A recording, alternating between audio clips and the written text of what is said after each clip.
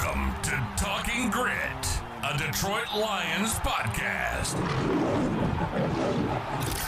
Powered by the Monroe County Reporters. Here are your hosts, Jason Harwood and Jacob Litton.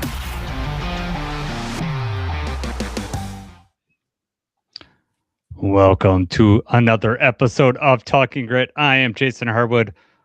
Over there is my favorite worker elf, Jacob Litton.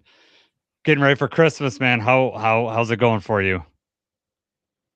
Hey, we've got everything set. Not everything is wrapped. Okay. Kids got the first gift today. Deanna bought a dog. We got a puppy. Oh man. Despite my objections over the years. You've been overruled, my friend. Oh yeah. Where the kids. So yeah, it's a small dog. They were excited.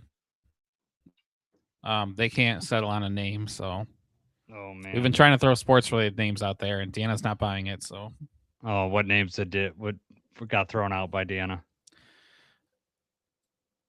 pretty much everyone that we've come up with. JJ keeps trying to throw like Tua. He said Tua out there. Milo came up with said Shay, Carmelo.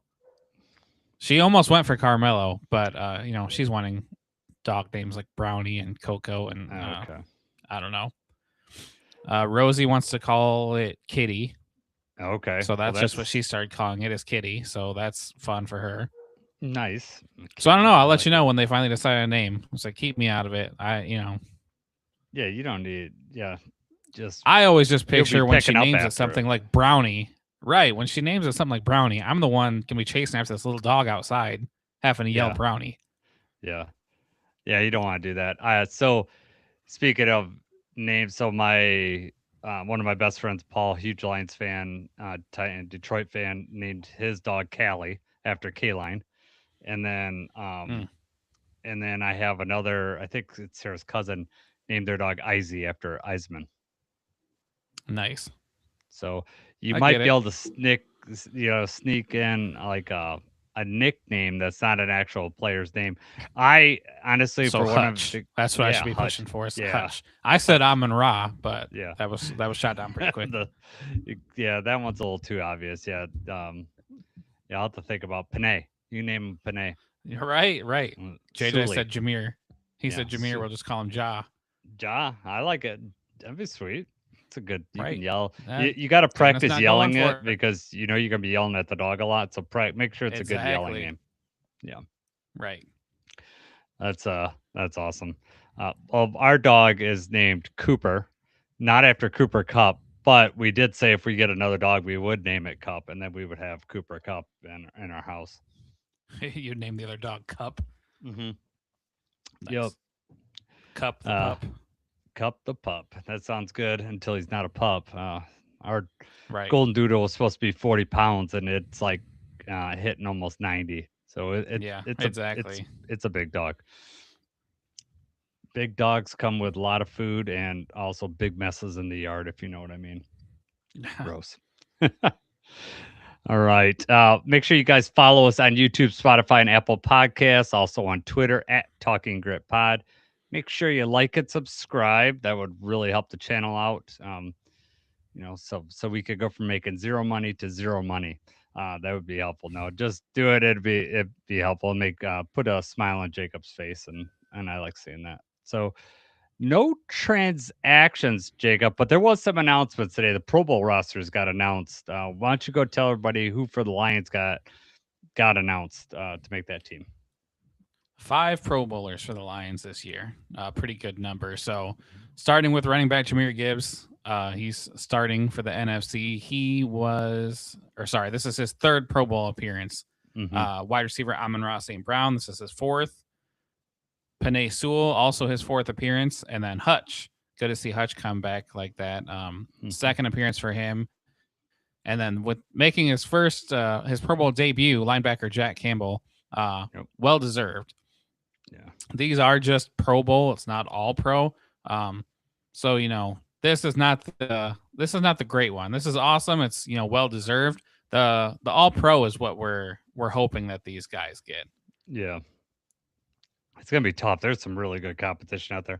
I'm sure Panay is like a Panay Sewell's just a shoe in. Jack may have a pretty good shot at getting that. I don't know about the other guys. I'm The making it. competition, especially for Amon Ra to have like a couple of games like he's had, with the type of year that Puka Nakua and Jackson Smith and Jigba had, it's gonna be Yeah. hard to get a first team All Pro. He could still make All Pro. He could still make all or second Yeah. team All Pro, Hmm.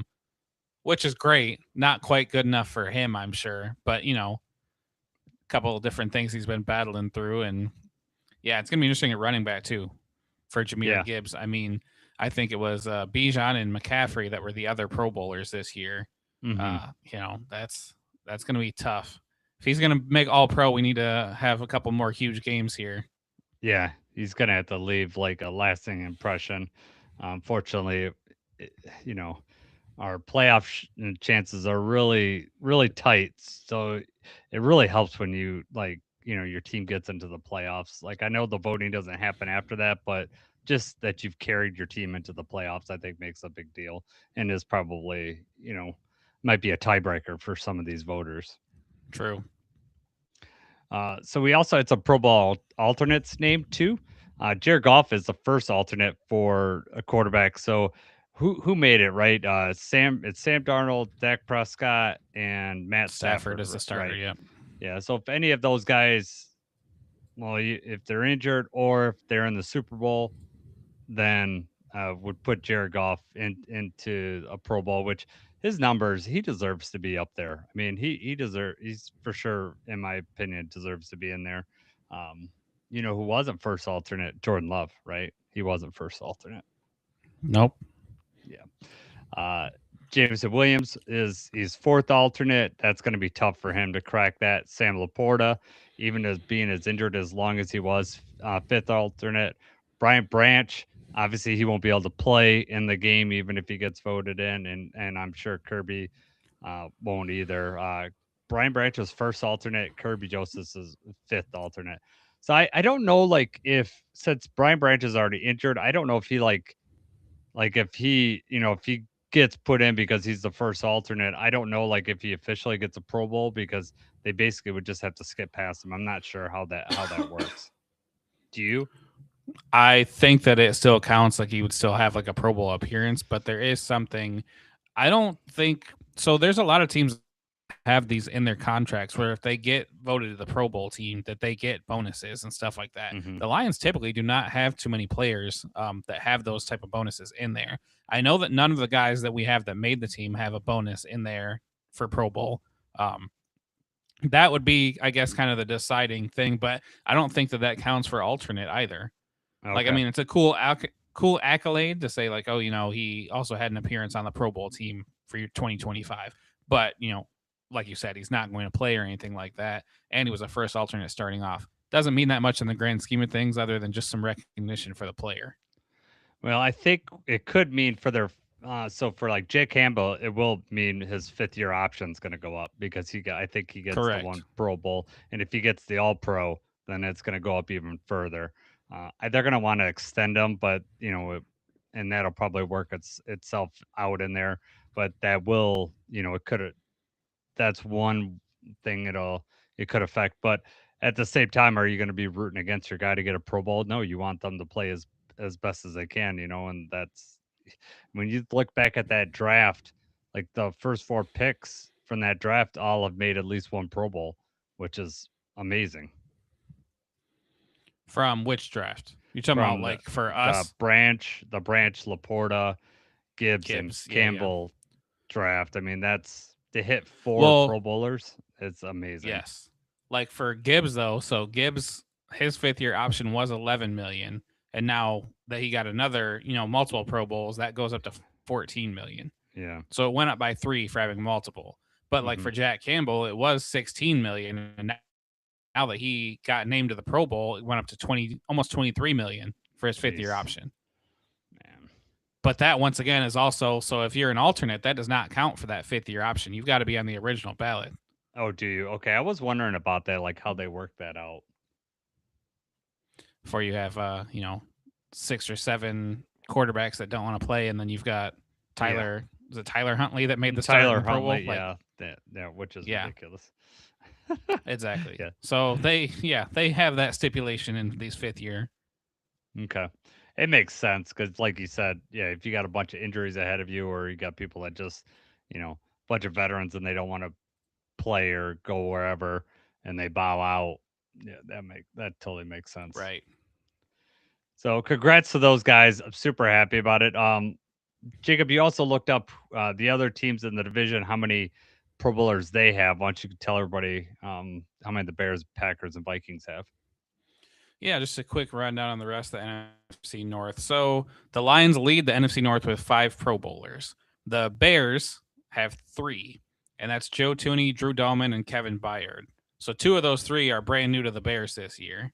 The Packers had 1 Pro Bowler, Micah Parsons, also new to the team this year. And then the Vikings had 0. I think the Vikings were one of 3 teams that not have anybody listed at all. Yep. Tough year for the Vikings, but you know what? They beat us, so we need to get one back this week. So one thing that I do like, when you look at, our 5 Pro Bowlers that have made it, they were all drafted by Brad Holmes, correct? How many of those players were drafted by the division? Well, you already, the 2 offensive linemen for the Bears were free agents. Micah Parson obviously was traded. Was Kevin Byard? He was probably drafted, but was he's free Kevin agent Byard too. was a free agent. Yep. Yeah. So they, none of their drafted players are making Pro Bowls. I mean, that's very telling. Now, obviously the argument this year is that a big deal. We didn't, we aren't going to win our division. The Bears are, but I like how it looks in the future for us be having these Pro Bowlers on our team, young Pro Bowlers too. It's not like any of these guys are old; they're just heading into their second contract or haven't got their second contract yet. So the future is bright for the Lions. If you're a Lions fan, I know we're all in the dumps right now, just because to get in the playoffs, and it's not over yet. We could still get in the playoffs. Packers got to lose 2, and we got to win the last 2. It can happen.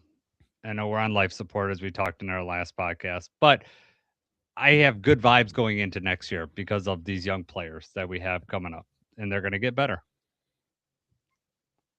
True. To counterpoint that, though, these are all the good young players that we had going into this year, too. There hasn't been 100%. anybody that's really emerged or anything like that. These are the good players that we have and that we've, already knew that we had. Mhm. And obviously the injuries of Branch, Kirby, Laporta, like those are all huge. Yeah, but it's tough to potentially be on the outside looking at the playoffs with the roster that we have and with the team that we have. Yeah. It doesn't feel No, right. it does not feel right, and that's just sometimes the way football works, though, right? I mean, I've mentioned this on many podcasts. We're a few plays away from having a couple more wins, and but honestly, if you look how we've played defense the last 4 or 5 weeks, we didn't deserve to win those games.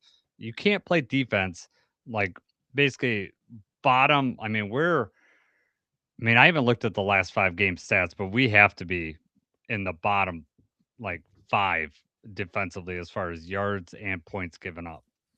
It's it's not sustainable. Things have to change, and it's not something we're used to in Detroit. We're used to getting stronger this time of year, and it seems like we're regressing now. Yes, injuries have happened, especially in the secondary, and when you lose a player like Brian Branch, that's really going to affect it, especially when Kirby's out. That though that's critical because those are your you know captains of the back end, and they also are turnover machines, those guys back there, which can have game changing ability. So yes, that's going against us, but last year we were holding our front end together with glue, and pulling people off the streets, and we were doing all right. So I still expect more from what we've shown. We've got to show a way to adapt. And unfortunately, Shep has not shown that ability lately to do that, and that's unfortunate. I don't think that means that he can't do it. Do you still have confidence in him for next year, Jacob? Do you still want him back next year? I do. I like Shep. Obviously we both were, I think, ecstatic that they gave Shep the defensive coordinator position. I really thought Mhm. we were going to be able to continue what we were doing and maybe enhance that a little bit. I think losing Terrion Arnold and having him not be healthy has affected the defense way more than anybody thought that it would. For how much heat that Terrion seems to get, and everyone's got a problem with him. Terrion is really good in coverage, and I mean, just these third and fourth down, they're just so easily been able to convert. DJ Reed has not been playing very well. Amik has had some ups and downs, and then you don't have any of that continuity with the defensive backfield. Like, when you've got Terrion, DJ Reed, Brian Branch, Kirby Joseph, they all can complement each other and play, really well. They can run the defense really well. And I think, having the secondary be decimated is just really, really affected us. Mhm. Yeah, I mean, Dan Campbell said, they got to work together, and the problem is that the back end's been, you know, it was embarrassingly bad. I thought on Sunday, just the fact when we played zone, guys were just like wide open. It was pitch and catch for Aaron Rodgers.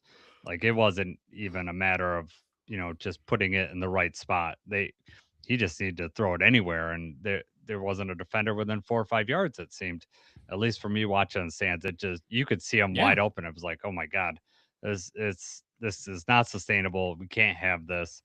Um, whether it's poor communication, whether it's just poor play, regardless, it's we got to figure out something else. And that's what we got to see this week, right? Right. I just don't like the play call. Like, let's rush three and drop everybody in a zone. But then we have, like, if it's 4th and 4 or something like that, or 3rd and 4, you can't drop in a zone and then wait for them to get 8 or 9 yards before you cover them. That's Right. exactly why they just run hitch routes, and they're right there. And you're right. It's just so easy. 4th and Yeah. 4, they're getting 6 yards on it because we're so far back. Yeah. And we're rushing three people. Like, several times we're rushing three people. We never get home with three. No. Never get home with three. And then just, even if the play does break down and doesn't work, well, the quarterback's got 5, 6 seconds to throw the ball. And that's impossible to cover somebody that long. Hmm. Yeah, it's a scheme issue. To me, it's that more than anything else. Uh, and whether they're being stubborn with it, whether the back end's affecting it more than we know as lay people, just fans watching it. Uh, Regardless, it shouldn't be this. It shouldn't be this bad. Um, in my opinion, Thomas Harper's been a good back there. Avante Maddox probably didn't have a good game last time. He was fairly. I mean, I think he's injured. He's in the injury report this week, so maybe that had something to do with it. But uh, in the week before, they've been played serviceable back there. It just to me, it's a matter of we're not getting pressure on the quarterback quick enough, and that by the time we do get pressure, what they count as a pressure, you know, our like you said, our corners and secondary can't hold on to coverage forever. Exactly. You can't ask somebody to hold that long. That's not how the design goes either. As No. soon as the route's busted and then they're just running whatever, I mean, you can't, then it's like backyard football. No, you can't just run back and forth with these guys. Yep. And Well, that's when you get these especially illegal contact and holding exactly. and That's what I was about to say. Then it's any sort of contact, you're screwed. And the offensive player knows where he's going. The defender doesn't. So it's all on the defender to stay up with him. right. Uh, all right. Let's move on. Let's quickly move through main threats. This is obviously a team we face twice every year. I don't think there's really any surprises on this. I think the only thing that I found surprising is Justin Jefferson ranked 22nd out of 131 for wide receivers, and that's probably mostly due to his quarterback play this year, I would imagine. I guess. I don't understand how the rankings come across that way because obviously he's not been able to get open. And then when you've got, even Jamar Chase struggling with backup quarterbacks and stuff like that, but he finds a way to get some receptions and make some damage. Justin Jefferson has not been able to do much of anything this year. So Nope. for him to be ranked 22nd, I don't know if they're giving him a great, run blocking grade or I don't know how Pro Football Focus figures that out. Offensive line, Brian Kelly is rated 4 out of 40. That's their center. He's had some concussion issues, but he's playing right now. TJ Hawkinson will obviously put him on there because former Lion. He's not having that great of year. And I thought he'd be better with JJ McCarthy. I thought he'd be the outlet for JJ McCarthy. That just not has the connection has not developed there. He's rated 44 to 76 for tight ends. Jordan Addison is again probably plagued by quarterback play. 66 out of 131 of wide receivers, and Aaron Jones, um, who should play in this game. Jordan Mason, maybe not. When we get to the injury report, we'll see that is rated 44 out of 60. I put Aaron Jones on there because he has the potential of tearing us up. Basically, how as we gave up a ton of rushing yards last week, that's someone that we're going to have to stop. Definitely got to be better against the run. Yep. But Aaron Jones banged up, like you said. Jordan Mason may not play. He might be down to their third string running back. Yep. All right, Jacob. Who's their defensive main threats? Defensive main threats: cornerback Isaiah Rodgers, defensive line Jalen Redmond, defensive lineman Javon Hargrave, linebacker Eric Wilson, and then edge Andrew Van Ginkel. None of these guys are necessarily rated like top at their position for Pro Football Focus. Rodgers and Redmond are both number 20. Van Ginkel right now is number 61 out of 112, but he could be a game wrecker. He just he knows football. He plays football really well. He's able to crash in. He's able to anticipate where the play is going. He was NFL top 100, number 88. I think that he was injured. I think he played his first game of the season against us, right? Or maybe he back. I was his first game back, I think.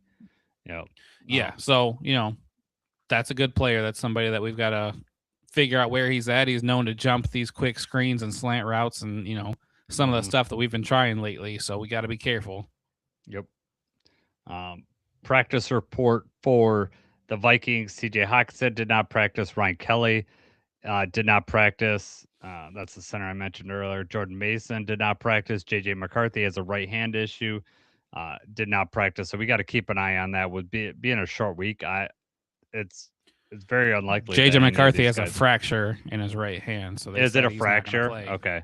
So all right. So is Brosmer gonna? I know that they signed Rippon this week, but I would assume Brosmer is going to play, and he looked. I would assume. I have not heard otherwise. I mean, that'd be kind of crazy to pull somebody in and try to start him above. Brosmer went like 7 for 9, and they won the game last week. So yeah, I will just never forget to just throwing it up on 4th down and throwing the pick 6 his first start. If we get tore up on Brosmer, I'm going to be. If this is a Matt Flynn game, I swear. I know exactly. Tackle Brian O'Neill, limited practice. Aaron Jones, limited practice. Javon Hargrave and Eric Wilson, limited practice. So they do have, a lot of the people that we had on main threats are on this injury report. So it's definitely going to affect the game, and especially with it being a short week. Not very much rest for these guys.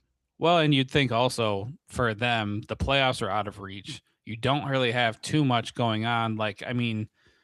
Obviously some of these guys love football. They want to play. I don't know what kind of roster bonuses that they have or, percentage of snaps maybe that these guys may be thinking about. But, you would think if Aaron Jones isn't feeling 100%, why would you put him out there right now? Yeah. There's not really, like I said, unless there's some sort of roster bonus or something that he's trying to get, what do you really have to gain from getting him out there? Yep. I'm with you there. One player that we're not going to have to face, and I'm happy about this, is Jonathan Grenard, their linebacker. He is out for the year. He's on IR. So is Joshua Metellus, their safety. He's out. Their other tackle, Christian Darisaw. Darisaw played. Did he play the first one? I can't remember if he played in that game or not. I feel like he was out, but I don't know that for sure. Yeah.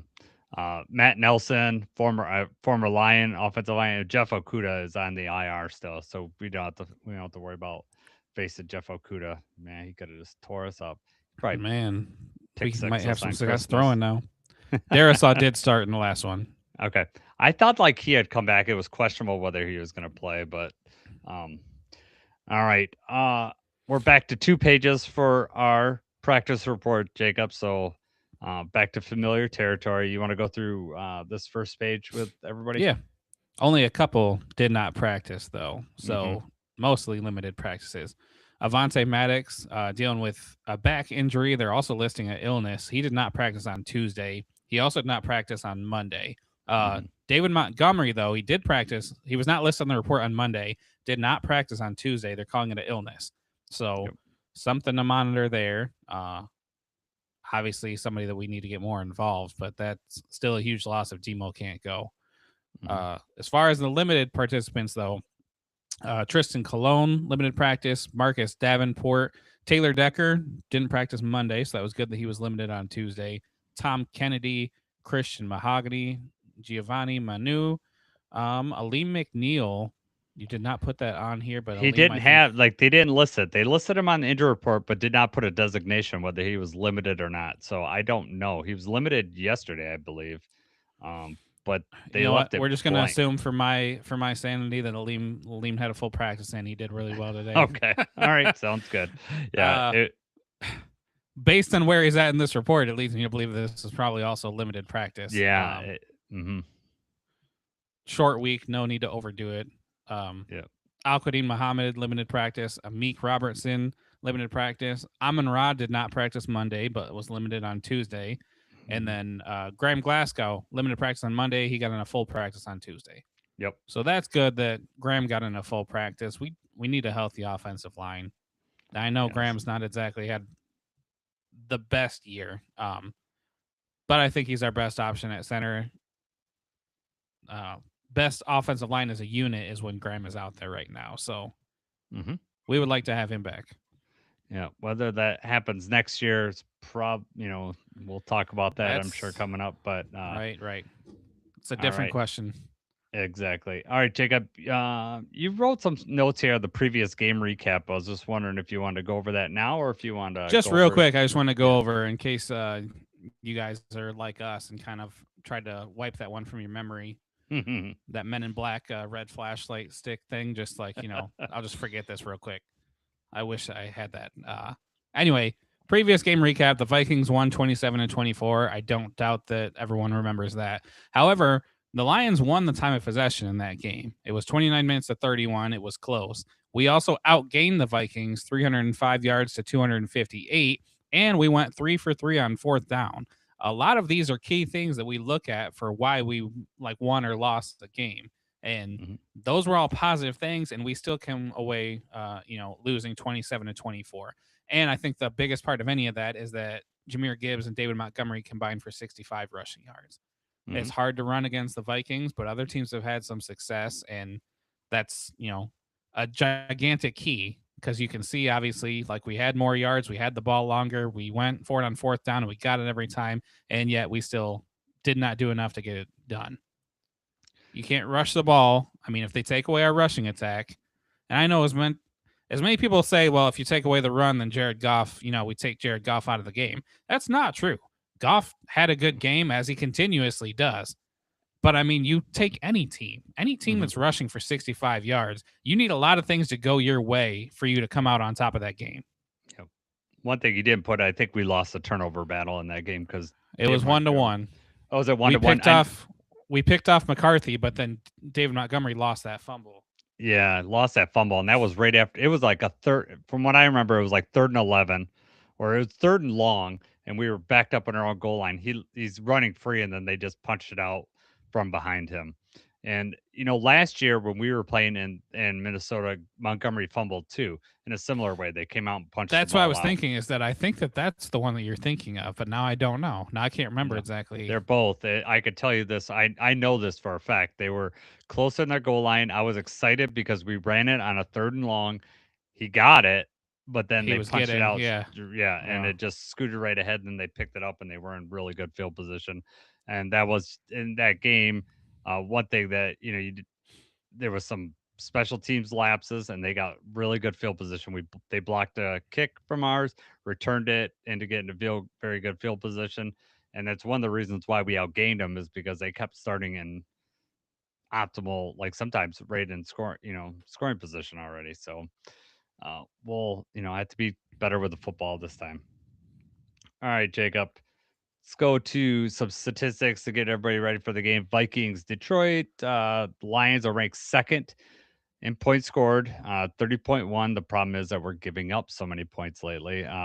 However, the Vikings ranked 26 in points scored with 20.3 points. However, in points allowed, the Vikings defense is ranked 11th, so they're almost top 10 at 21.3 points. We are ranked all the way down at 23, getting about 24.9 points. I remember when I first started making these charts, we were in top 10 in both of these, Yeah, and right. it's just gone the wrong way lately. It's been terrible. All right, how about offensively, Jacob? How do we look, and how do the Vikings look? All right, total yards per game. We are third in the league with 378.7 yards per game. The Vikings, 28th. Really close to the bottom for the Vikings, 276.7 yards per game. So about 100 yard per game difference between these teams. Rushing yards per game, the Vikings are at 103.1. We are at 123.4. So the Lions are at 12. The Vikings are at 25. And then passing yards per game, same. Vikings are 28th in the league. The Lions are third in the league. So we have 255.3 yards per game passing, and the Vikings have 173.7. Obviously, the Vikings with, I think they've had 3 different quarterbacks. McCarthy's been battling injuries and everything too. They just have not been able to get it together. This eerily looks like the chart from last week, by the way. Not to like I don't think the Steelers were that close to the bottom, were they? I mean, you made the chart, were they? Yeah, they were pretty close to the bottom. So it just it reminds me of last week's chart. However, defensively, the Vikings have a good defense. They're 5th ranked right now in total yards per game, 286.8. The Lions come in ranked 23rd, giving up 347.4 yards per game. Rushing, we are actually better than the Vikings. We're ranked 16, giving up 114.9, whereas Vikings give up 127.6, ranked 24th.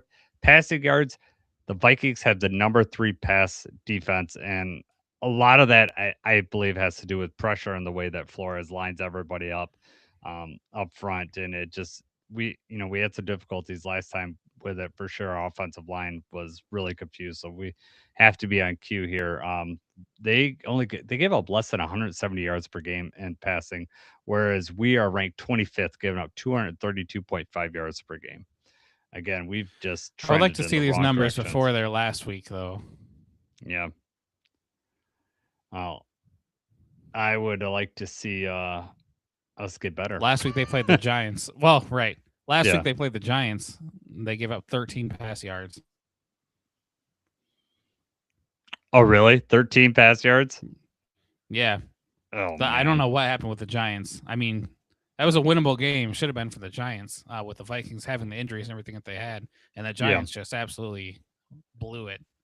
Jackson Dart, I think he threw for like 30 yards or something like that. But then with the sacks and everything coming off, that was like a net of 13 yards. Jeez. All right, Jacobs. Yeah, that's insane. All right, Jacob. Jacob and I decided ahead of time we're not doing keys to victory in this one. Keep on repeating ourselves, and frankly, we've already played this team. So basically, Jacob and I came up with what do we need to see in this game, and I'm gonna start with, for me, I want to see some fight. I don't want to see us lay down. I see us.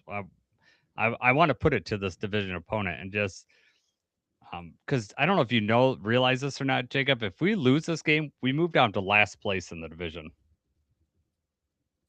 No, I did not realize that. Yeah.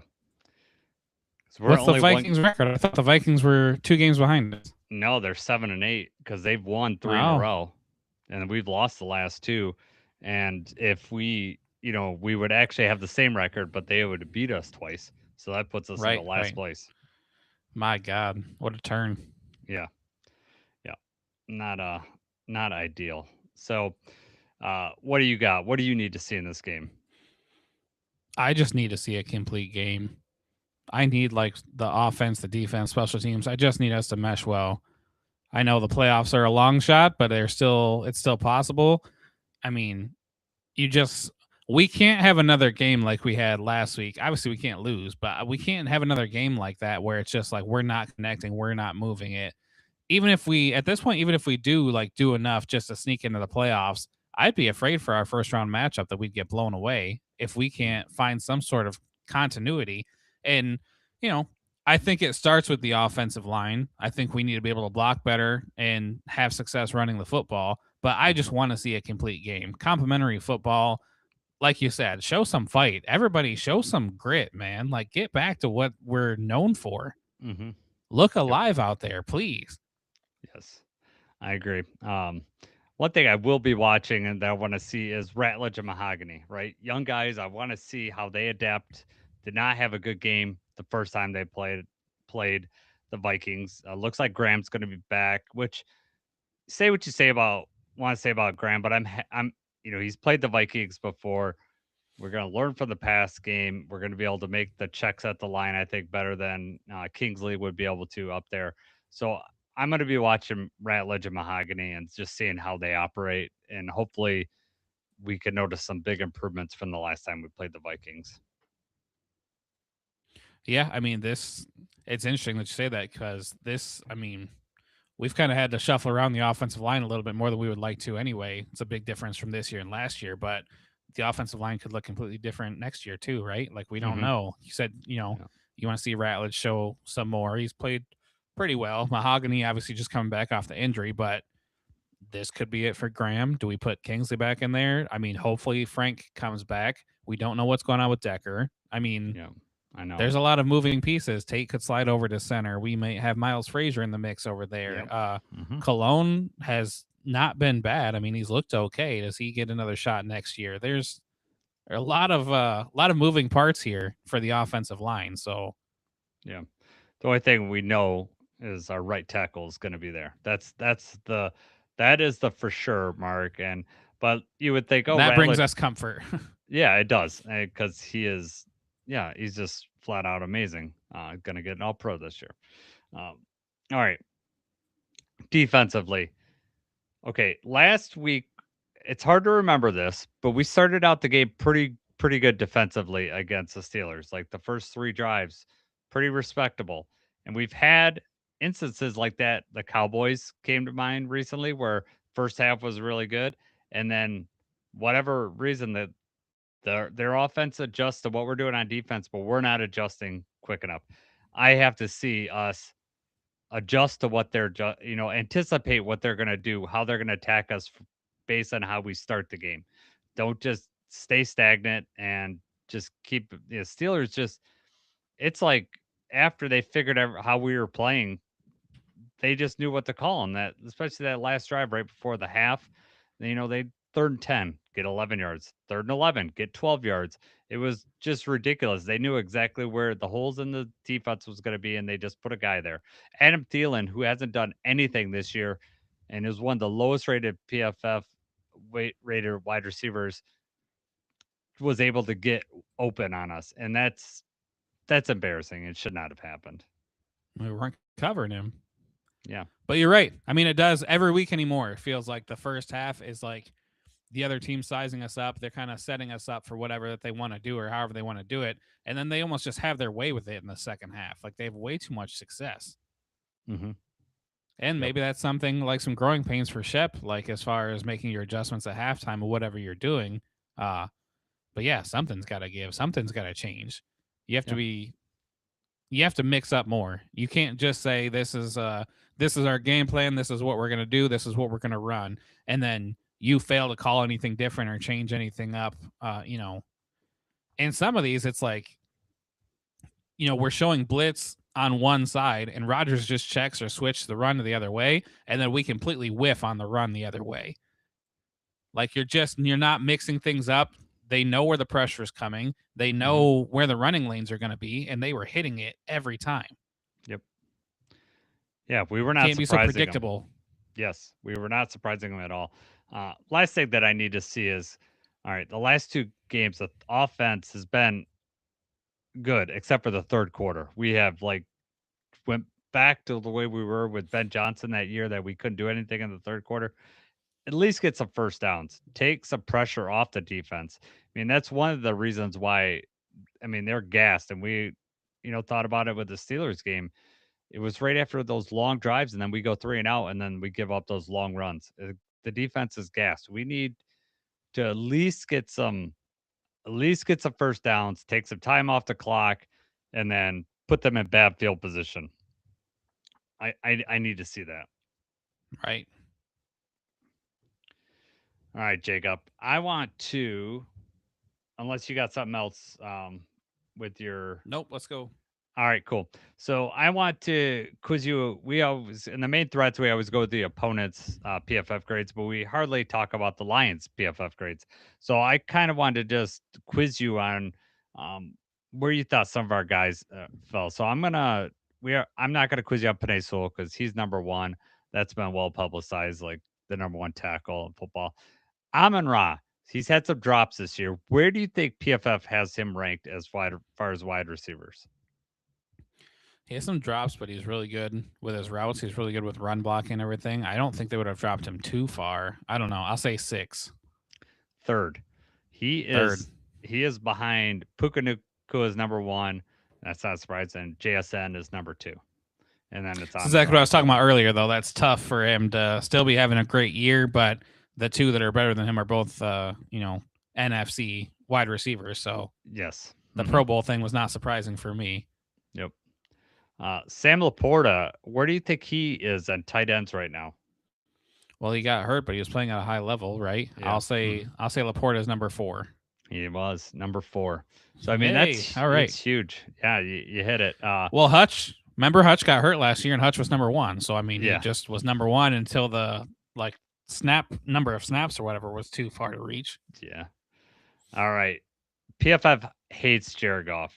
Notoriously hates Jared Goff because he has no mobility. Where do you think they have him ranked? There's 41 quarterbacks ranked. Where do you think they have our boy Jared Goff ranked? I'll say 9. 12. Yep, they have him 12. So let's look at how. Yeah, do you have the breakdown of what they?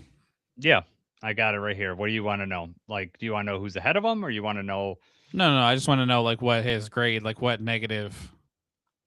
So his run grade is 62.3, which is interesting because that's higher than Sam Darnold. It's higher than Jordan Love. Jordan Love is a 52.1 running, and then the lowest in the top 12 for running is Matt Stafford with 37.9. Goff is actually ahead of Joe Burrow in running. Joe Burrow's 49.5. So he's actually the second lowest out of the top 12 there. They have his passing grade is 76.8. His overall grade is 78.5. So I'll quickly go over who's ahead of him. Matt Stafford's number 1. That's not a surprise. Joe Burrow's 2. Allen's 3. Prescott's 4. Jordan Love is 5th, which I find shocking. Hilarious. Brock Purdy is 6th. Drake May is 7th. I thought Drake May would be higher. Right. Justin Herbert's 8. Trevor Lawrence is 9. Darnold and Lawrence are tied at 9. Actually, they have the same exact grade. And then just ahead of Jared Goff is Jalen Hurts. So the last one I want to ask you on the offensive is JMO. Where do you think JMO's at? JMO, interesting. Well, we know JMO's had a really good year, but Pro Football Focus does not really take into consideration everything that he does. I'm going to say they have him 18. Wow. He is 31st right now. Wow. So his top 10 in yards, top 10 in touchdowns, top 10 in yards per catch. I mean, you can go through all the stats. Arguably one of the best run blocking receivers that's out there, especially for his size. So, what's Pro Football Focus have him rated low at? So his run, I'm looking here. Let me see. His run blocking is, I got to get down here, 68.3, which let me run this. That is, so that's, he's in the top 6 for run blocking and, for wide receivers. Let's see here. His running grade is really low, which is hilarious. Well, he hasn't had as much success as usual with that. Yeah. But I think that that's one of those things where that hurts him by having those opportunities. Because, Yeah. I mean, how many times has Puka ran the ball? Probably not that many. I mean, I don't know. Yeah, I don't know. Let me see if I got stats will show up over here. Yeah.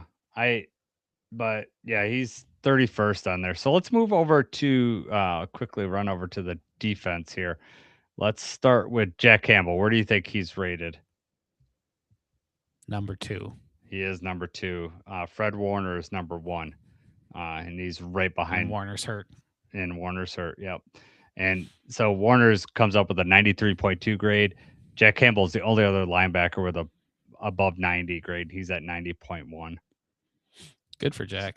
Yeah. I know that doesn't mean a whole lot, but I want him to get all pro. I think that he's earned it. Hutch, as far as edge, where do you think he's at?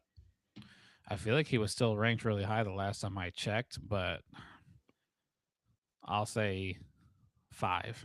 He's 4. So number 1 is Myles Garrett. Myles Garrett. His overall grade's 92.7. Micah is right behind Myles at 92. Will Anderson Jr. is a 91.9, and then Hutch is at 91.1. And those are the only 4 guys that are above a 90 grade as far as edges. Danielle Hunter is 5th. So the Texans have 2 top 5 edges. That's one of the reasons why their defense is so stellar. And I guess we wanted another edge. We couldn't get another one, right? All right. Safeties. Brian Branch and Thomas Harper. Start with Brian Branch. Where do you think he ended up with as far as being ranked in safeties? I'll say 7.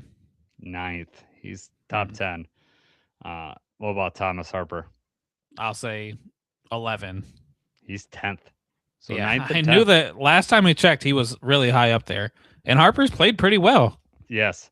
And so, like, when you think about next year, like, okay, that sucks about Kirby, but you think Thomas Harper may come back better.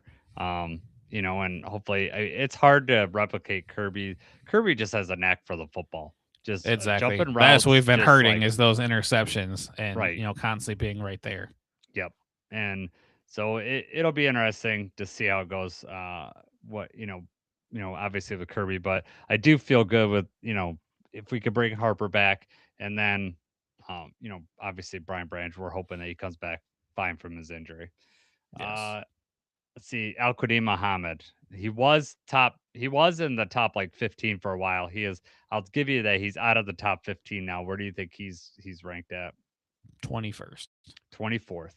So, obviously a player coming out of, I won't say nowhere because we had him last year, but I don't think any of us saw him getting, being second in the team in sacks.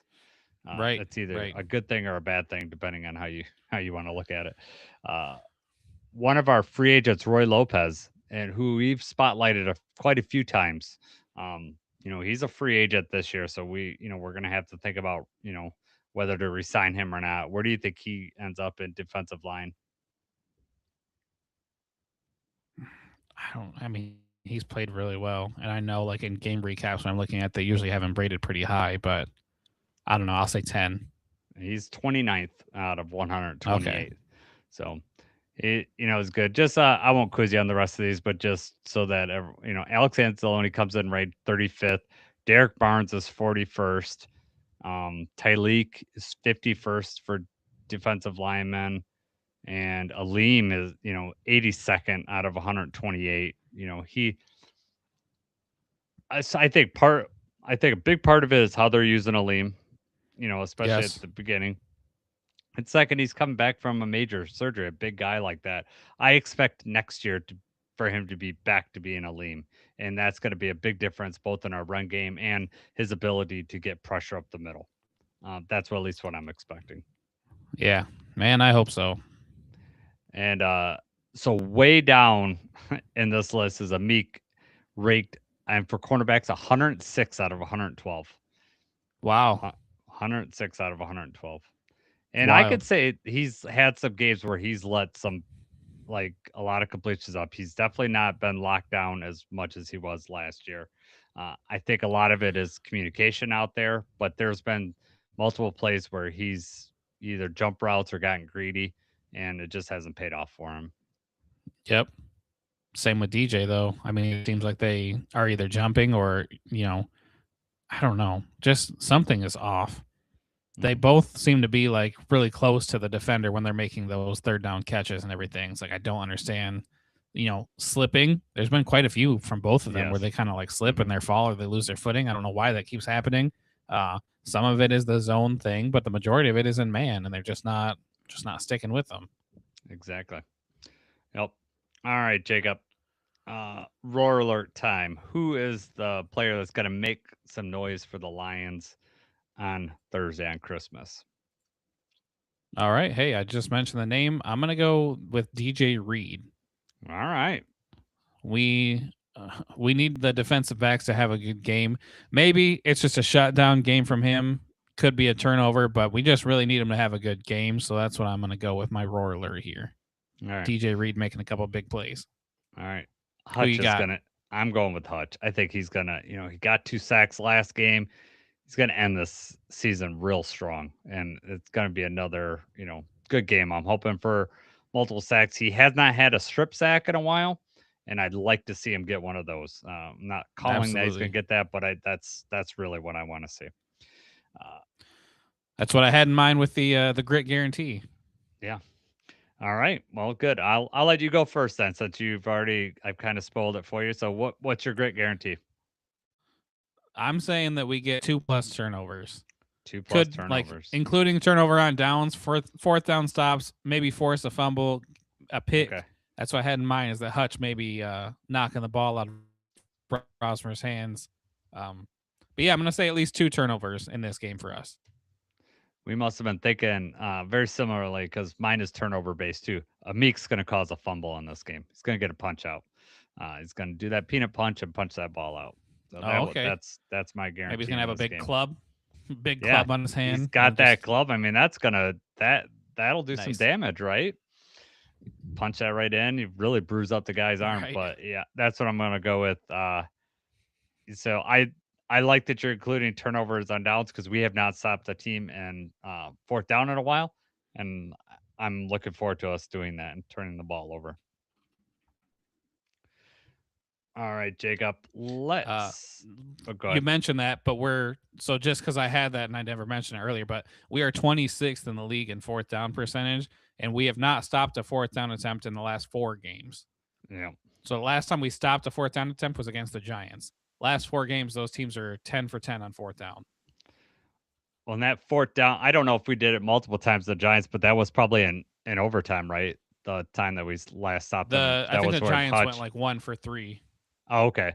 Well, Right, the right. one was I know for sure was where Hutch got a sack at to end the game. Yes. All right. Quickly, NFC North, we talked about it. Bears are on top, 11-4. Packers right behind them, 9-5-1. We are 8-7. The Vikings are 7-8. So as bad as the Vikings have been, but they've won 3 in a row for whatever reason. So I do not want to be in the bottom of this division. Although, if you do get that, like if that happens, the side benefit is that you get the fourth place schedule next year. Exactly.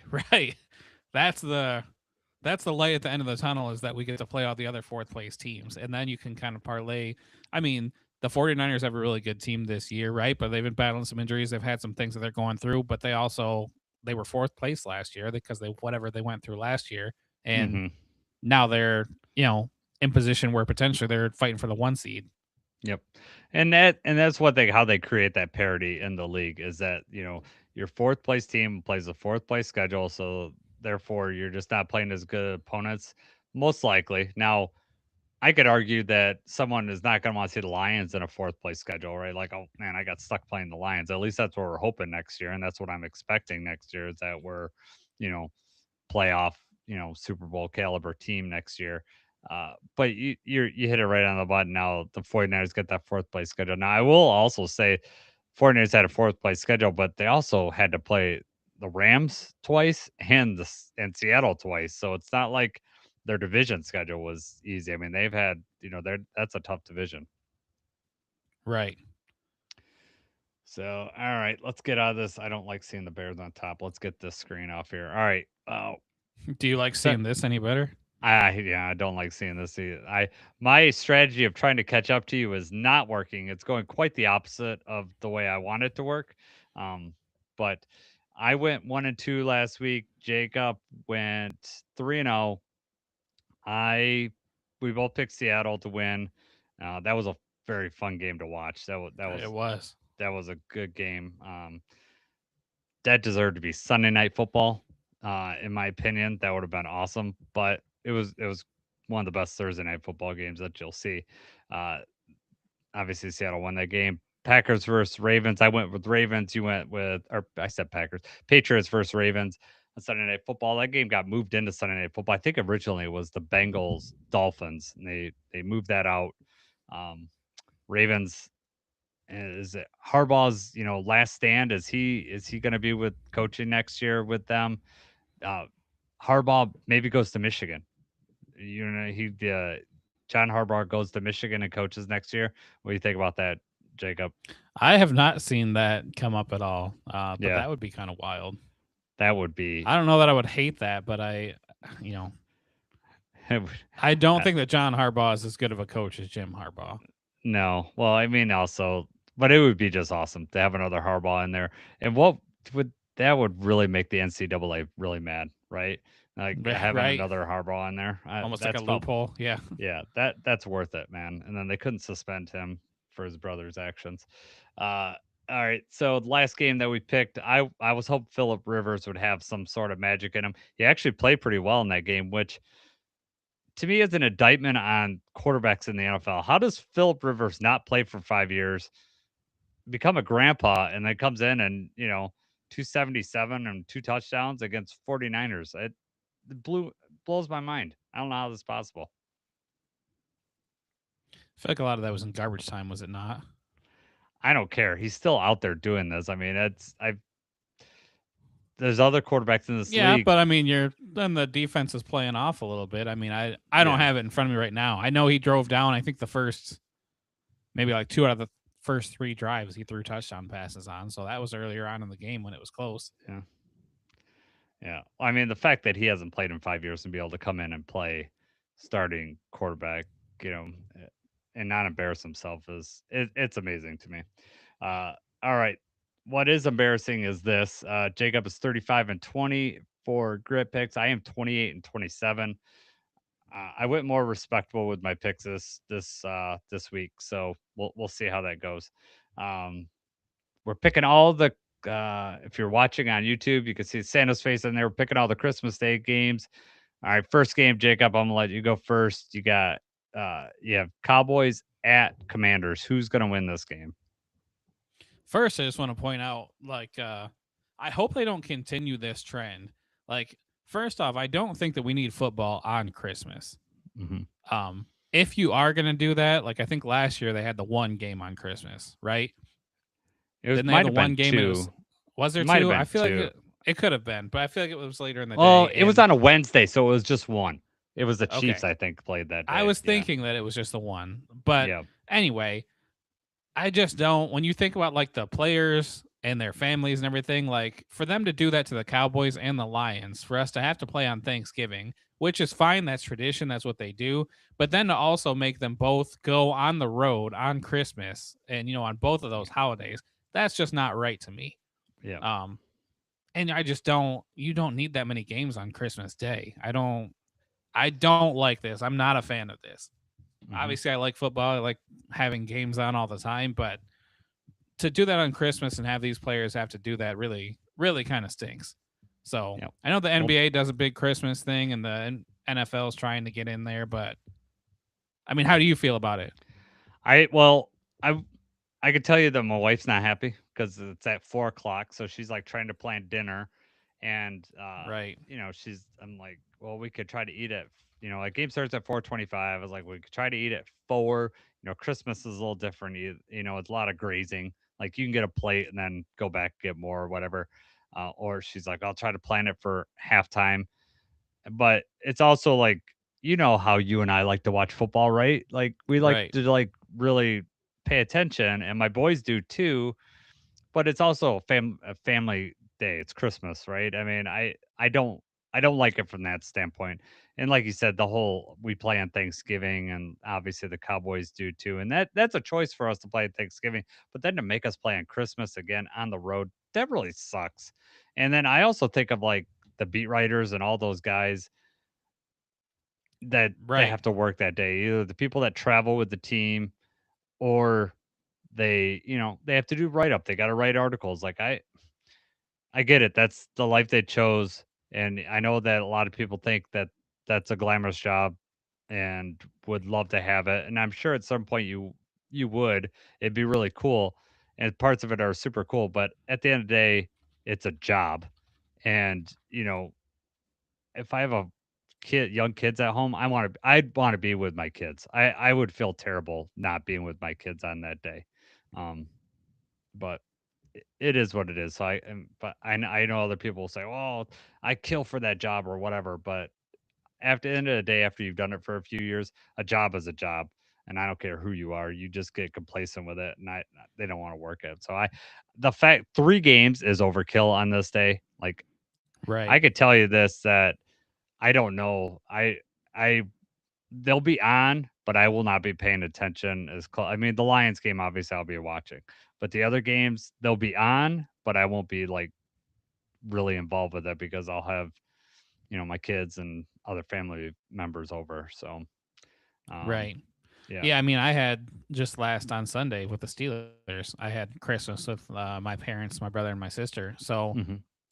that I'm watching, like, in the garage. I've got the TV on when we're out there. We go inside for presents and stuff, and I've got to be on my phone. And I don't want to be that person on my phone and not being present at Christmas time. Yeah. But at the same time, it's the Lions, so try to time it better for this next one. And I don't know that it's going to turn out. Um, I also, like, I didn't realize when I had first said that, but the Chiefs also played on Thanksgiving. At least Yeah. now they're home, but I mean they're still playing on the other holiday Uh, again. And yeah. I think the Chiefs played on Christmas last year. Well, and think Actually, about the Chiefs, ever since they brought back the Christmas thing, I think the Chiefs have to play on Christmas. yeah, well, it's the Patrick Mahomes thing, and ironically, he's not playing. I mean, you look at all these games. I mean, there's no playoff potential in the first game. The second game, yes, we Lions, you know, do, but it's not like both teams do. It's not like a great game between the two. And then the Broncos obviously have stuff to play. They're playing for that number 1 seed out in the AFC, but the Chiefs are obviously out, and now they're going to be on their third string quarterback too, playing against that Right. defense. Yeah, Yeah. it, it, you know it it yeah, I'm not none of these games I'm particularly other than Lions that I'm particularly looking forward. The other 2 games I'm not dying to see. So, who do you have? So I took the Commanders actually versus the Cowboys. Who are you picking in this game, Jacob? Yep. So we're already differing on the first one. All right. Commanders couldn't slow down the Cowboys in the last matchup. The playoffs are out of the reach, but the Commanders have a lot of players battling through injuries. I don't know Yeah. that they're gonna all suit up, especially Mariota is hurt and Jaden Daniels is hurt. So the Commanders might have to go to Josh Johnson. I kind of just think that it's gonna look like it did last time, and the Cowboys will pull away and win You're probably right. decisively. This is like always these 2 teams. The home team always has a, a bigger advantage in this True. division matchup, but yeah, it's yep. So, Commanders, Cowboys. Okay, and now Lions, Vikings. Obviously, we don't pick the game. If you listen to us, we pick something about the game. I chose the over under because actually I think this is kind of an interesting over under. 44.5 is what I looked up earlier. Jacob, I'll go first. I'm going with the under in this game. Are you going over or under the 44.5? Yeah, I'm gonna go over. All right. I mean, you hope this would hit the over because the Lions score 30 to 40 points and then maybe give up 14 or whatever. But Hmm. the Vikings defense seems to always play the Lions tough. But the last matchup also between us was really close. But the total points last matchup was 51. Hmm. So I'm gonna still say over on this. Okay. Last Christmas Day matchup, we got the Broncos favored 12.5 at the Chiefs. Who would have thought at the beginning of the year that there'd be a double-digit spread on this game? Sure, Right. the NFL didn't when they scheduled this, and I Yeah. think that this one's the Amazon Prime game. The first two are on Netflix. That's another thing that sucks. Like if you don't have Netflix, you can't Yeah. watch these games. I know that NFL's all about the money, but that it's just a big cash grab, and it's annoying to me. For sure. Luckily, I'll be at home and I have Netflix, so I don't have any Yeah. problems watching this. But my father and father-in-law is, but when they were playing the Cowboys, he's like, "How am I going to watch this game?" He doesn't have his Amazon Prime, and he doesn't live in the Detroit market, so he was, he was screwed. So I just think it's annoying that all these people have to get all these services to watch these games. All right, Jacob, Yes.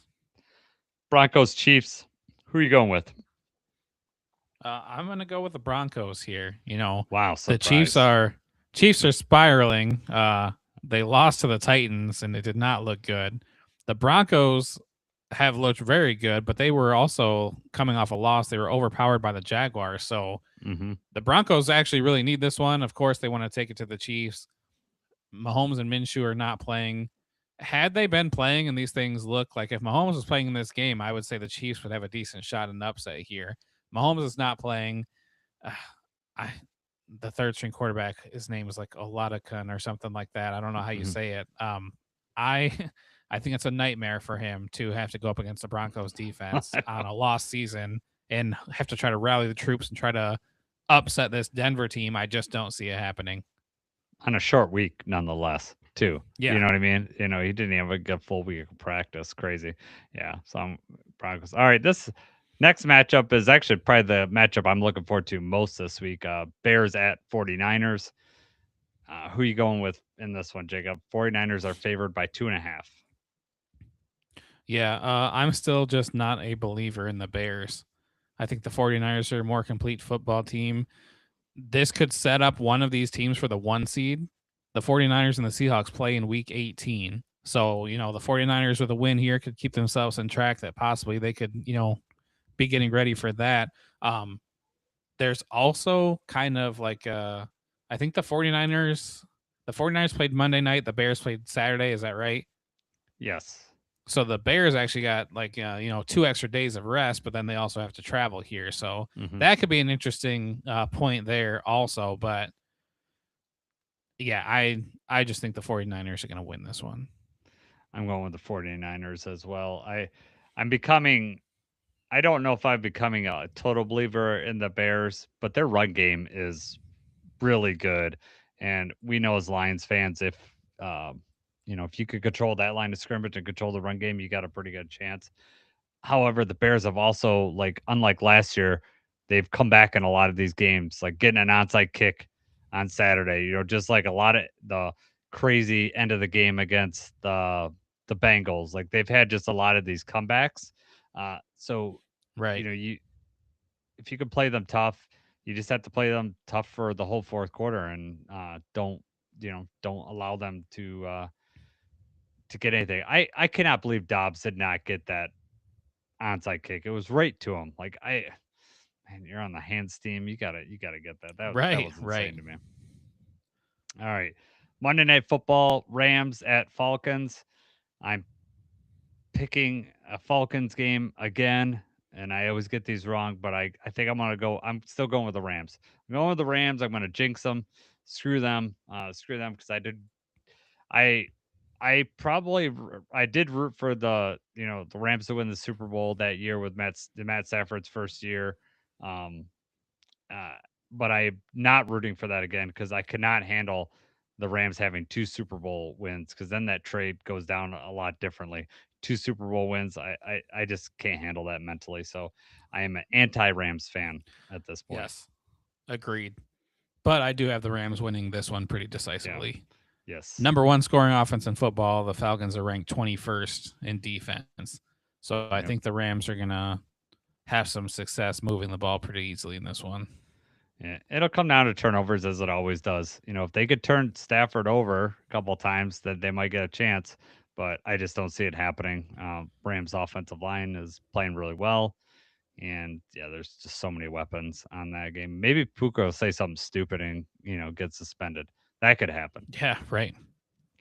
Um, Speaking of suspended, DK got the 2 games. It was upheld today. And then did you see the note that the fan is not getting anything? Like there's no discipline for the fan at all. I did not see that there was no discipline for the fan. Yeah. So the But I Lion, mean, yeah, how many different angles do they have of this? Like I know. everyone's got phones out and recorded, and they've been Mhm. posting the stuff online. I know somebody shared something and said the fan was like said something afterward, like that was the goal or that's what he wanted to do or something. Yeah. So what? Of course he's yelling and heckling, trying to get a rise out of the other player. That's the point of you Exactly. doing it. That doesn't Yeah. mean that he should be banned for life. It doesn't mean he said something wrong. Just Well, it just very means easy to he's get under DK's skin. Yeah, it just means he's immature. I mean, that's all it means, but he didn't do anything You to saw what he was wearing. Of course he's immature. What? exactly. No, I get that, but I'm just saying you don't deserve to be kicked out of the stadium because you're immature. And the we had talked about last time about maybe that some language came out um that he had said that might have been unsightly, but I would think that with all the camera phones around there, they would have picked up on that if he'd have said some racially charged language. So I'm assuming that he was proven that he didn't say that. They had a lot of NFL film crew at that game. There were a few players that were mic'd up, I think, for both sides. Okay. So I don't know if DK was mic'd up and they'll have to toss all that footage because of this incident, but somehow they were pretty quickly able to determine that, the fan did not say anything like that. Yep. Yeah.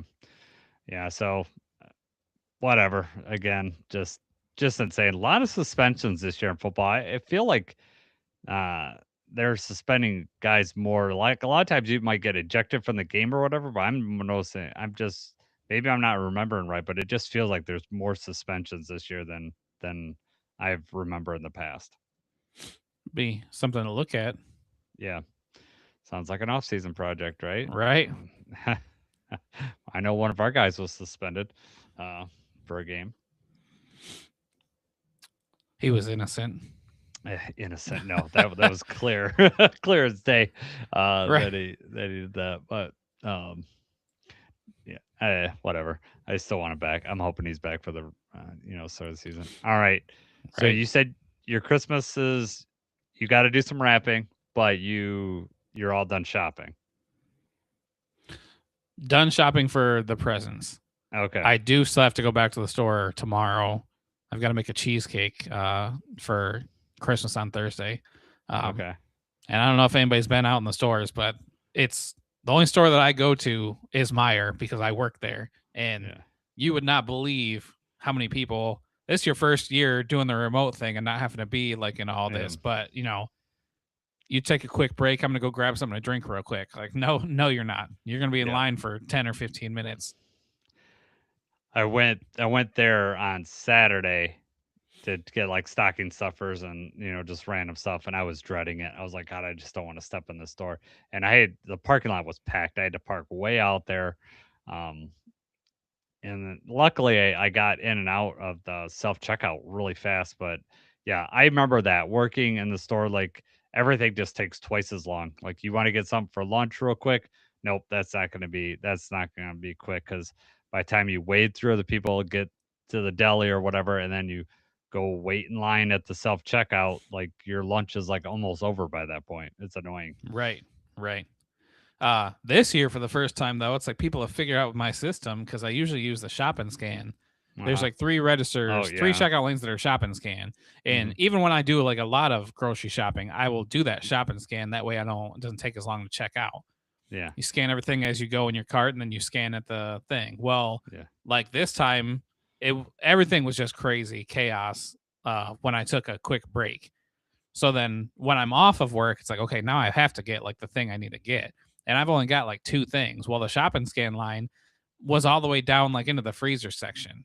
There's 3 lanes of this shop and scan line. Every person in line's only got a couple of things, but they're lined up all the way back. And it's like, I don't know why there's 15 self checkout lanes. There's 3 3 shop and scan. Why are you guys waiting in this line? So then I got in the regular self checkout lane, and I waited about 10 minutes and waited through. But some of the people that were in that shopping scan were still in the same spot in line. Like, yes, Sounds like it's supposed to be quicker, but especially when there's that many people, it's inevitable that somebody's going to go up there and try to pay cash when they can't. It'll be the first time they've ever used a self checkout lane. Mm-hmm. They're going to scan something wrong and need somebody to come take a look at it. Like, it's chaos in the store. Oh. So I'm not looking forward to having to go out and do that again tomorrow. All right. My next question for you: do you let your kids open a present on Christmas Eve?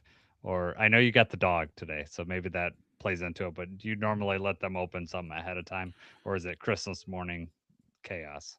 Normally we do. I don't know about this year because they got the dog and because they like we usually Christmas with my parents is after Christmas. Mm-hmm. So they'll open like a handful of things over there. But Okay. they had this one before Christmas. So they just opened some toys and had some things that they just opened. So I don't know that they need to Mm-hmm. open anything tomorrow. But Yeah, I'm sure they're going to be ragging us about it all day. So I'm sure. about you, what are your thoughts on that? So we do Christmas with my mom's side of the family on Christmas Eve. So the boys already get stuff. So similar to what you just said, like they've already opened up stuff. So we don't do any, we don't we because of that we don't let them open up. And I don't know if we would let them open up earlier or not. I think they like this. They like to get as many gifts. Like they like to see that pile under the tree, and then Right, just go right. crazy. Now, the next thing I'm gonna ask you: do your kids all open in a mad dash, or do you make them open like one at a time? Like, do you like each? Because I know you got 4 kids, so like that seems like insane. Like, try to keep track of everything if they're all opening at the same time. Deanna, my wife, is in control of all that. Okay. She dishes them out one at a time and then tries Hmm. to slow down because if she just let him have at it, JJ would open his presents and probably be back up in his room in a matter of like 10 or Ah. 15 minutes. So she does one at a time, especially like some of the bigger things. They have like similar gifts as each other, like different styles of the same kind of thing. Okay. So then obviously she's very careful about making sure they open those around the same time. Okay. Uh, Nice. yeah, she's kind of perfected it. She's got a good thing going. It's funny because in the past we've always had to uh share a note on our iPhone, which is similar to like what we do for the podcast, like with these documents. Well, we shared a note and like started it this year, and then I grabbed like Milo's iPad for something like that, and Milo's iPad is linked to my phone. So Oh I grabbed no. Milo's iPad and it's right there on the thing. Like if I don't know that he clicked it because he wouldn't have seen anything. It was early enough, but like sure, Yeah. like I'm glad we caught this now before I put everything. Oh, So now I have a everything Google on it. document, and it's been very nice because like for the last month or so we've been putting stuff on here, things that they want, things that we have, different things we need to get, links to Amazon. We had a pretty Hmm. good system this year. That's It's good. just all the wrapping that needs done. Yeah, that always. I did like the wrapping for the whole rest of the family. I did bags this year. We had so many bags that Nice. as stockpiled. I didn't buy any bags. It's just like we don't. We just save them. They just get rotated around, and so I just was like, screw this. I'm using bags now for the boys stuff that we got them. We wrap. We like to wrap them in wrapping paper just because it's more fun for them to go through. But Exactly. For them to um, tear it open. yeah, just go crazy. But yeah, are you at home on Christmas Day like the whole day, or do you travel? No, so we go to my parents and have like Christmas dinner with all of my cousins and everything Okay. like that. Yeah, We we used to, like back in the day, go to my grandparents' house. okay, And then after my grandfather had passed away, then we started going to my parents' house. Well, okay. then my grandmother passed away as well, and now we all kind of like that's just the tradition. It's just to go to my parents, all the cousins, everybody get together. It's Hmm. a good time. Yeah. So we used to go to my dad's house, but then during COVID, my mom passed away, unfortunately, and so then it switched to my sister and I trading on and off. So we have both have kids very similar in age. And so we thought, okay, it'd be nice for one year that we just wake up, open gifts with our kids, and then don't have to travel. So everyone comes to us. And then this year we go to them. So well, my sister and I do, we trade off Thanksgiving and we host Thanksgiving and then they host Christmas. And then the following year they host Thanksgiving and we host we host Christmas, and then Sarah's family, my wife's family, comes over and like starting around 2, and then we do it all over again. So it's pretty busy, but it's a lot of fun, and the kids have a good time, and it's really slow pace with Sarah's family. It's one at a time for everybody and the whole family. It's just everyone. We dole out the gifts, and then it's one at a time. Everyone takes pictures and talks, and it takes quite a long time. And It didn't occur to me that that was like a different thing until this year. I saw Uh-huh. somebody share that online, and it Yeah. was like, there's nothing worse than like marrying into a family where everybody has to open one at a time, and hmm because every like everything for my family has always just been like, oh, we'll dish, like we'll hand out gifts, we all open them at the same time, as each hmm other. It's kind of like a little bit of chaos. It just never occurred Yes. to me that there are families just like, no, you open one at a time. Everyone's got to watch you open the gift. Everyone's got to see your Oh. reaction to the gift. It's like, that's too much pressure. Yeah. So that's I actually don't mind it. I really like my in-laws, so like we just are talking and we're eating the whole time, and it's not that big a deal. Sarah's always the last one to open, like the last one to have a gift too. She's always has the most. And I think one year maybe I beat her, and so I really milk that. But for the Yeah. most part, Sarah's always the last one. My mom's family, however, is what you talked about, mass chaos. Like just no one pays attention to anything. Like and just everyone's opening gifts at the same time.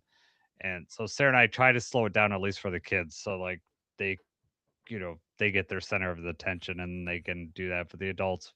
Adults is a lot of lottery tickets. We just hand Right. lottery tickets to each other. And Sarah says the sound of Christmas of there is us scratching lottery tickets because literally that happens for like a half an hour. And then, my brother and I have the scanners on our phone to see, to make you scan the barcode and then you could see like we You scratch off the scratch a barcode ticket, and but just we scan it. double check because people have missed before, which is insane. But Nobody's ever hit a big amount though. right, my one of my brothers and I, we will hit pretty big. Like I had one year I was close to 500. My brother Jeff one year, like I think all told was like over 800 because he hit like 200 and then he rebought tickets and then one of the tickets won like 500 that he rebought. Like it like kept going. It was Just keep insane. it going. It Just keep just buying kept more going, tickets. and my brother Ryan always seems to be the big, always gets it. But, um, there's usually two of us make money and then one of us gets like shafted, gets nothing. And then you're like, I just wish I had the money for those tickets. But it is fun scratching them off. And, it's just what Christmas is in that family right now, which is fine. It's fun. And then we'll usually play cards or something like that. With that Right. family, we do some, um, not like super gambling, but we'll play like a game called Screw Your Neighbor, or maybe some poker, but mostly like Screw Your Neighbor or something like that, or dice games or something like that. Don't call the It's a good cops on time. me, okay? Right. For quarters, huge money. Chauncey Billups comes over. It's great. Yeah. He's my ringer. That's where you went uh, wrong, huh? yeah, exactly. I know he gets everybody to spend all the money. All right, man.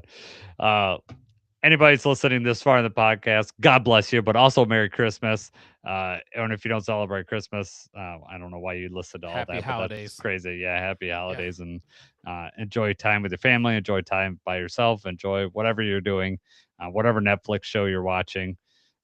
Enjoy that. And Merry Christmas, Jacob. It's been a good year. And, again, we don't work together anymore, but it's been fun spending this time. Lions, I know it's not been as great as we want, but I have enjoyed doing the podcast It's with not as you. much So fun as Merry last year, Christmas. but right. It's No, still a good no, time. it's Yes. still fun, Merry Christmas.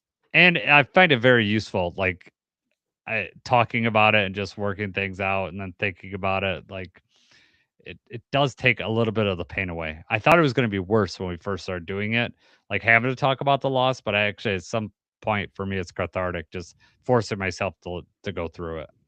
Right. Analyzing everything instead of just dwelling on Yes. the pain. Yep. I also feel like like I'm talking with you and I feel like we're going through it together. So I feel like I got someone in the same boat with me. And then Right, obviously all our exactly. listeners that ask questions and do all that, I feel like we're all together and doing a good community service for each other. At least the last few weeks. Before Yeah. that, it was always an opportunity for the opposing team's fans to get in here and trash us, Yeah, I know. which was nice of them to kick us when we're down. Yes, it's fun. It's fun. It is what it is. So, all right, Jacob. Merry Christmas, everybody. He's Jacob. I'm Jason. Let's go, Lions.